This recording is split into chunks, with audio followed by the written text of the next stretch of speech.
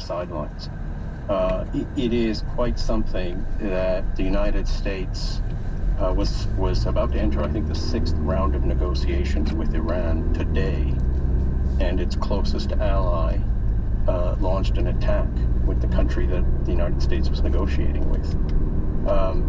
So clearly, there are things that are not working here in terms of the Americans managing the global order. And in terms of the specifics of the attack, I think it's interesting that Prime Minister Netanyahu has said this attack had been planned for months, but it was in response to what he claims was an imminent threat, an existential threat. And as Jennifer points out, and as others have pointed out, I mean, Iran is sort of at the weakest place it's ever been. So it's hard to put all of these dots together and come out with a logic as to why this happened. Jennifer, let me pick up on something that both you and Arif have now said, which is the timing of this, that Israel was trying to derail the talks. As you said, the 6th round was supposed to start today at Iran, now canceled. If Israel is trying to derail or sabotage these talks, why? Why wouldn't it just let it go ahead? At least from the American perspective, there was seemingly some progress being made. Well, I think there's two other things to put on the table. I think there was also a belief that certain Iranian capabilities were about to be moved underground. There was also an element of surprise in that if these talks were going to start today, there might not have been an expectation that this would happen over the past few days. And so that would also, I think, contribute to greater success. And you also had the report of the IAEA that came out and found that for the first time in 20 years, Iran was found to be in breach of its obligations under the Non-Proliferation Treaty concerning its nuclear materials and activities. So there was that global piece that was there as well. But I think Arif is right that this has been planned for a very, very long time. There's also, for Netanyahu,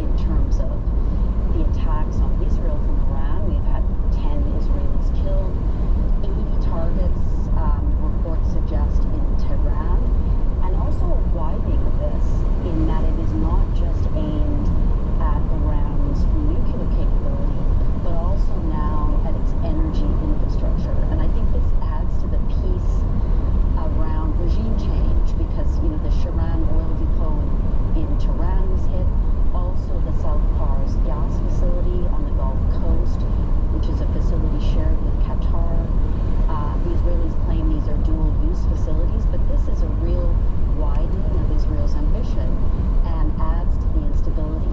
But I think we're going to see more exchanges. We will eventually see some de-escalation, but I don't think we are there yet. And what's interesting as well is how quiet some voices are. I read overnight that Iran has criticized European diplomats, for example, for not coming out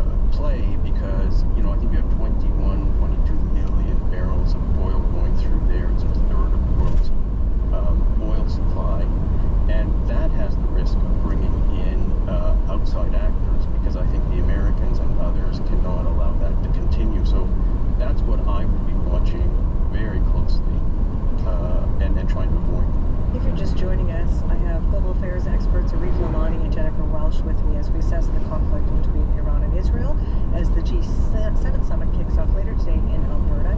As you both say, this is going to be on the agenda whether anyone wants it there or not. That wasn't the plan. But Jennifer, there are going to be leaders at the G7, and I should say G7 plus because it's more than the original 7.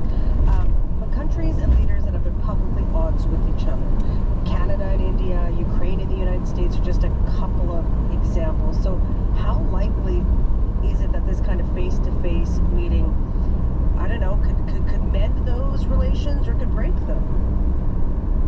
Well, I think a meeting like this, particularly at this time, does offer opportunities for face-to-face discussion.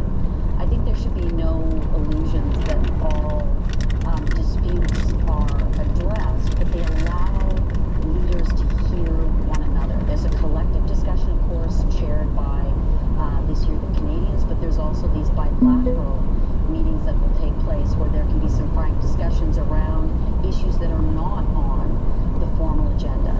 But it's pretty clear, I was thinking back to a year ago and the last G7 summit, and the communique that we had, at that point it was Justin Trudeau as Prime Minister, and this is a very different G7. We have got a narrowly defined set of topics, no expectation of a final communique that will reach a consensus, but rather an expectation that we will have specific outcome statements on certain topics and a chair's summary. So the bar for reaching consensus is very low. I don't think that's the objective. I think the objective, on the one hand, is to avoid any kind of blow up, particularly with the Americans, but also to make some incremental progress on issues that matter to everyone. And we can get into the agenda, but I think we need to just recognize that the expectations are very different from other G7 summits. Reeve, how are you looking at the G7 as it kicks off later today? Well, first, I think it's really important that the G7 has these other invited countries, particularly India, South Africa, Brazil, Saudi Arabia was invited. More and more, the G7 is only relevant if actually these countries are there. The G7 used to invite these countries sort of as a gift to them to kind of come and hear from the strongest countries in the world. It's now kind of the opposite. The G7 is relevant because these other countries are there, so I think that's really important. And then second, given the state of global relations, I think meetings where non-like-minded countries get together are more important than meetings where like-minded countries get together, because the economic weight of the world has really shifted to Eurasia. So you really need India at these meetings.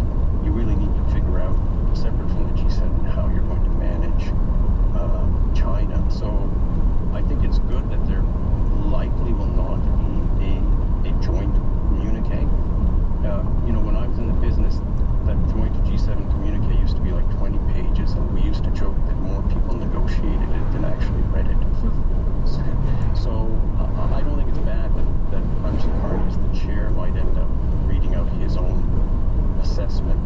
It allows more time for discussion rather than negotiation, and I think that's probably a good thing for these leaders. Let's talk about what's at stake here for the Prime Minister. Recently elected, this is his first big international summit on home soil. Jennifer, he has good relations in the international community. He's known to a lot of these people, so he's not like a brand new face to a lot of the other leaders. But what's at stake for him? Like, what's a win for Mark Carney as chair of the G7? Yeah, good question. And I think, I would have answered it differently 4 days ago. But I definitely think one major win would be to not have, a very public falling out over issues. But I also think in a broader context, Canada at this moment, because of its geography and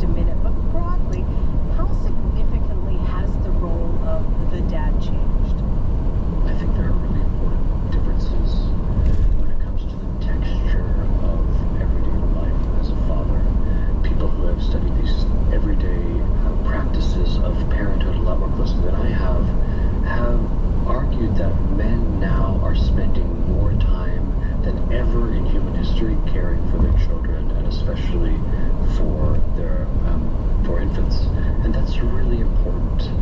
But there are also commonalities across time. I think across time we see fatherhood being defined as this kind of godlike paternal mandate. Like, I know what's best for you.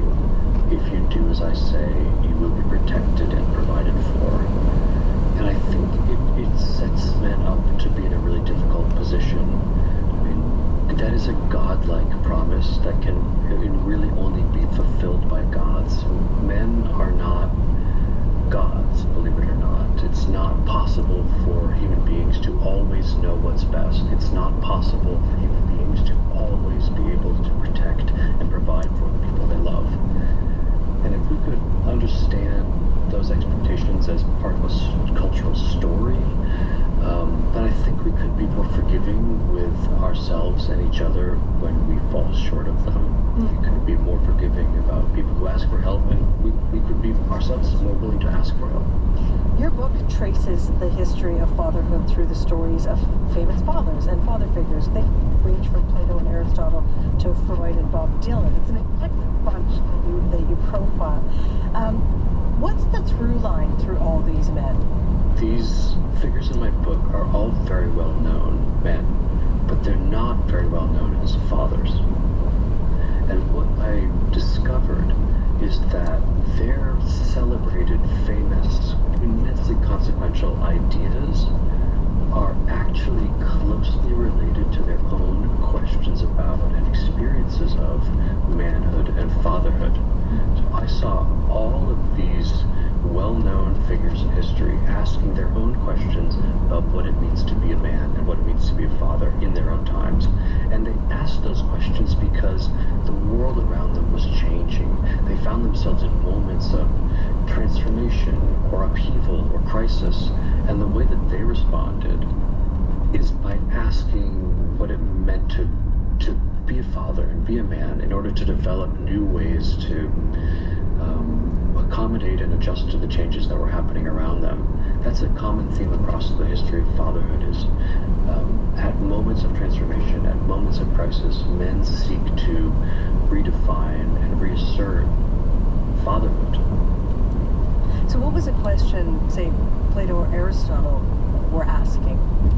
Well, I think that a debate between Plato and Aristotle is actually arguably the oldest recorded debate about what it means to be a father. They lived at a time of perceived crisis in Athens, a time when it wasn't clear if the city and its democracy would survive. Plato and Aristotle agreed that if Athens were to be saved, fatherhood needed to be transformed, but they disagreed radically on how to do that. Plato, in the Republic, proposed that the patriarchal family be abolished so that everyone in the state would think of themselves as kind of members of the same big family. Aristotle radically disagreed, and in his ethics and his politics, he actually proposed that fatherhood should be strengthened by state policies to connect fathers with their children and restore fathers to their rightful position of power, both in the household and beyond. And so let's fast forward super fast up to the 60s and 70s and Dylan. You know, I don't think most people, when they think of Dylan, they think about here's a guy who contemplated fatherhood. You say, yes, he did. Tell me how. Absolutely. Fatherhood is really at the core of Bob Dylan's story. I mean, his trajectory can be summed up by the difference between two songs. I mean, in the times they're changing, he tells mothers and fathers to get out of the way. Right? And that's very much of a piece with where he was in the early 60s movement. On the scene, Dylan was someone who pretended he was estranged from his family, even though he had grown up with a dad who had basically taught him everything that he wanted. On the scene, as to be estranged from him.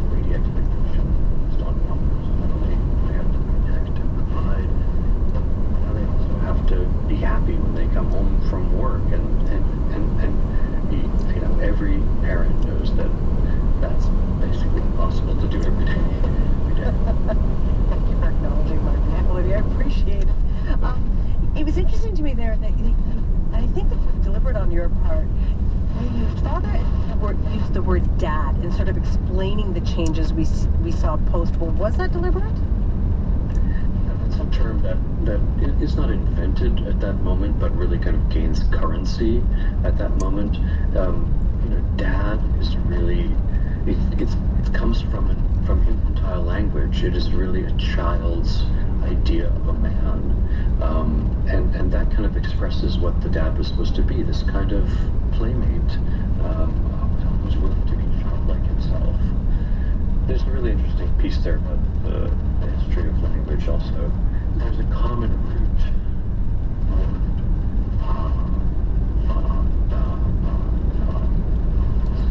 that's at the base of our word father.